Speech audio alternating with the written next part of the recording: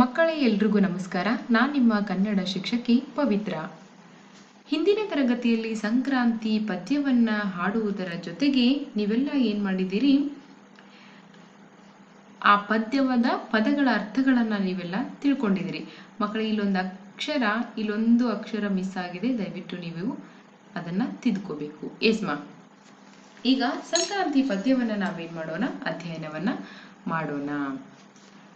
ಈ ಸಂಕ್ರಾಂತಿ ಹಬ್ಬದಲ್ಲಿ ಏನ್ ವಿಶೇಷತೆ ಇದೆ ಅನ್ನೋದನ್ನ ನಾವೇನ್ ಮಾಡೋಣ, ನೋಡೋಣ ಮಕ್ಕಳೇ. ಹಬ್ಬ ಬಂತು ಹಬ್ಬ, ಹಬ್ಬ ಬಂತು ಹಬ್ಬ, ಅಂತೂ ಇಂತೂ ತಂದೆ ತಂತು ಕಂತೆ ಕಂತೆ ಕಬ್ಬ. ಹೌದಾ? ಮನೆಯಲ್ಲಿ ಎಲ್ಲರೂ ಸೇರಿ ಅಯ್ಯೋ ಸಂಕ್ರಾಂತಿ ಹಬ್ಬ ಬಂತು, ಏನಾಯ್ತು, ಈ ಹಬ್ಬದೊಳಗಡೆ ಕಂತೆ ಕಂತೆ ಕಬ್ಬು ಏನಾಯ್ತು, ಮನೆಗೆ ಬಂತು. ಕಬ್ಬಂದ್ರೆ ನಿಮ್ಗೆ ಗೊತ್ತಿದೆ, ನೀವೆಲ್ಲ ಹಬ್ಬ ಮುಗಿದ್ಮೇಲೆ ಕಬ್ಬು ಯಾವಾಗ ಬಿಚ್ತಾರೋ, ಯಾವಾಗ ನಾನು ಅದನ್ನು ಸುಲಿದು ಆ ಕಬ್ಬಿನ ಹಾಲನ್ನ ಕುಡಿತೀನೋ ಅನ್ನುವಷ್ಟು ನಿಮ್ಗೆ ಏನಾಗುತ್ತೆ, ಕುತೂಹಲ ಇರುತ್ತೆ. ಹೌದಾ? ಹಬ್ಬ ಅಂತೂ ಬಂತು. ಆ ಹಬ್ಬ ಏನಾಯ್ತು, ನಮ್ಗೆ ಕಬ್ಬನ್ನ ತಂದು ಕೊಡ್ತು. ಅದ್ರ ಜೊತೆಗೆ ಏನಾಯ್ತು, ಗರಿಮುರಿ ಜರತಾರಿ ಲಂಗ ಹಾಕಿಕೊಂಡು ಗಿಲಿ ಗಿಲಿ ಕಾಲಗೆಜ್ಜೆ ದನಿ ಮಾಡಿಕೊಂಡು. ಇದರ ಅರ್ಥ ನಾವು ಹೊಸ ಬಟ್ಟೆಯನ್ನ ತಗೊಳ್ತೀವಿ, ಹೊಸ ಒಡವೆಯನ್ನ ತಗೊಳ್ತೀವಿ. ಹೌದಾ?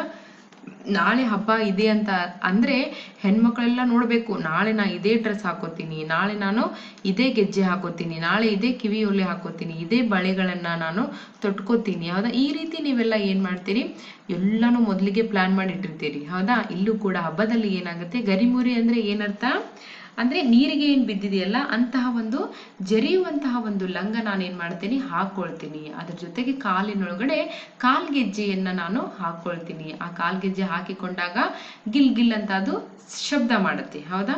ಅಂದ್ರೆ ಹಬ್ಬದಲ್ಲಿರ್ತಕ್ಕಂತ ಸಂತೋಷವನ್ನ ಏನ್ ಮಾಡುತ್ತೆ, ಇಲ್ಲಿ ತಿಳಿಸ್ಕೊಡುತ್ತೆ ಮಕ್ಕಳೇ. ಮುಂದೆ ಏನಾಗುತ್ತೆ, ಎಳ್ಳು ಕಬ್ಬು ಸಕ್ಕರೆ ಅಚ್ಚು ಬಾಳೆಹಣ್ಣು ಬೆಲ್ಲ ಬೀರೋಕಂತ ಹೊರಟಿದ್ದಾಳೆ ತಂಗಿ ಕೇರಿಗೆಲ್ಲ. ಈ ಸಂಕ್ರಾಂತಿ ಹಬ್ಬದಲ್ಲಿ ಇದೊಂದು ತುಂಬಾನೇ ವಿಶೇಷವಾಗಿರ್ತಕ್ಕಂಥ ಒಂದು ಪದ್ಧತಿ. ನೀವೆಲ್ಲ ಏನ್ ಮಾಡ್ತೀರಿ, ಎಳ್ಳನ್ನ ತಗೊಂಡು ಎಲ್ಲರ ಬಾಯಲ್ಲಿ ಹಾಕಿ ನಾವೆಲ್ಲ ಸಂತೋಷದಿಂದ ಇರಬೇಕು ಅನ್ನೋ ಒಂದು ಉದ್ದೇಶ ಇಟ್ಕೊಂಡು ನೀವು ಎಳ್ಳುಗಳನ್ನ ಏನ್ ಮಾಡ್ತೀರಿ, ಬೀರ್ತೀರಿ. ಅದೇ ರೀತಿ ಎಳ್ಳು ಮತ್ತೆ ಕಬ್ಬು ಸಕ್ಕರೆ ಅಚ್ಚು, ನೀವೆಲ್ಲ ಚಿತ್ರವನ್ನ ಗಮನಿಸ್ಬೇಕು. ಚಿತ್ರದಲ್ಲಿ ಕಬ್ಬು ಹಿಡ್ಕೊಂಡಿರೋದು ಕಾಣಿಸುತ್ತೆ, ಆಮೇಲೆ ಬೆಲ್ಲದ ಅಚ್ಚು ಕಾಣಿಸ್ತಾ ಇದೆ, ನಿಮ್ಗೆ ಬಾಳೆಹಣ್ಣು ಕಾಣಿಸ್ತಾ ಇದೆ. ಹೌದಾ? ಎಲ್ಲವನ್ನ ಇಟ್ಕೊಂಡು ಏನ್ ಮಾಡ್ತಾ ಇದ್ದಾರೆ, ಬೀರೋಕಂತ ತಂಗಿ ಹೊರಟಿದ್ದಾಳೆ. ಎಲ್ಲಿಗೆ? ಓಣಿಗೆ. ಕೇರಿ ಅಂದ್ರೆ ಓಣಿ ಅಂತ ಅರ್ಥ. ಹೊರಟಿದ್ದಾಳೆ ನನ್ನ ಪುಟಾಣಿ ತಂಗಿ ತನ್ನ ಗೆಳತಿಯನ್ನ ಕರ್ಕೊಂಡು, ಗೆಳತಿಯ ಜೋಡಿ ಹೊರಟಿದ್ದಾಳೆ. ನಂತರ ರಂಗಿನಳ್ಳಿ ರಂಗಿನ ಗೊಂಬಿ ಕಣ್ಣ ತುಂಬ ನೋಡಿ. ನನ್ನ ತಂಗಿ ನನ್ಗೇನ್ ಕಾಣಿಸ್ತಾ ಇದ್ದಾಳೆ, ನಮ್ಮೂರಿನ ಒಂದು ಗೊಂಬೆ ತರ ಕಾಣಿಸ್ತಾ ಇದ್ದಾಳೆ. ಅವಳನ್ನ ನಾವೇನ್ ಮಾಡ್ಬೇಕು, ಕಣ್ ತುಂಬಾ ನೋಡ್ಬೇಕು. ಹೌದಾ? ಕೊಂಬನು ಹೆರೆದು ಬಣ್ಣವ ಬಳಿದು ಎತ್ತು ಹಸು ಕರುವನ್ನು ಕಿಚ್ಚನ್ನು ಹಾಯಿಸಿ ಕೊಡುವರು ಅಪ್ಪ ಅಕ್ಕಿ ಬೆಲ್ಲ ಹಣ್ಣು. ಇದರಲ್ಲಿ ಇದೊಂದು ವಿಶೇಷ. ಈ ಸಂಕ್ರಾಂತಿ ಹಬ್ಬದಲ್ಲಿ ಏನ್ ಮಾಡ್ತಾರೆ, ಎತ್ತುಗಳನ್ನ ಅಂದ್ರೆ ಚೆನ್ನಾಗಿ ಸ್ನಾನ ಮಾಡಿಸಿ ಕೊಂಬುಗಳಿಗೆಲ್ಲ ಏನ್ ಮಾಡ್ತೀವಿ, ರಿಬ್ಬನ್ನು ಅಥವಾ ಎಲ್ಲ ಬಣ್ಣ ಹಚ್ಚಿ ಅಥವಾ ಅವುಗಳನ್ನೆಲ್ಲ ಏನ್ ಮಾಡೋದು, ಎತ್ತುಗಳನ್ನ ಅಲಂಕಾರ ಮಾಡೋದು, ಹಸುವನ್ನ ಪೂಜೆ ಮಾಡೋದು. ಹೌದಾ? ಆಮೇಲೆ ಏನ್ ಮಾಡ್ತಾರೆ, ಕಿಚ್ಚನ್ನ ಹಾಯಿಸೋದು. ಹೌದಾ?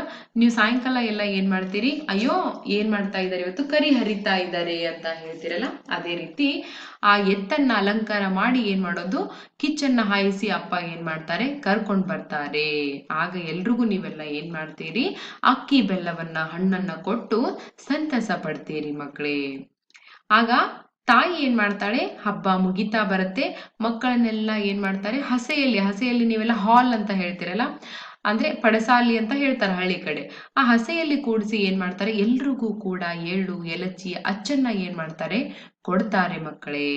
ಆಗ ಸುರಿಯುವಾಗ ಅಮ್ಮ ಅಜ್ಜಿ ಮಕ್ಕಳಿಗಚ್ಚು ಮೆಚ್ಚು. ಯಾವ ರೀತಿ ಎಳ್ಳು ಮತ್ತು ಎಲಚಿ ಅಚ್ಚನ್ನ ಹಂಚುವುದನ್ನ ನೋಡ್ತಾರೋ, ಆಗ ಅಮ್ಮ ಅಥವಾ ಅಜ್ಜಿ ಮಕ್ಕಳಿಗೆಲ್ರಿಗೂ ಕೂಡ ಏನಾಗುತ್ತೆ, ಆ ಹಬ್ಬ ಇಷ್ಟ ಆಗುತ್ತೆ ಮಕ್ಕಳೇ. ನೀವು ಕೂಡ ಸಂಕ್ರಾಂತಿ ಹಬ್ಬವನ್ನ ಅತ್ಯಂತ ವಿಜೃಂಭಣೆಯಿಂದ ಆಚರಿಸೋದು ನಿಮಗೂ ಕೂಡ ಗೊತ್ತಿದೆ.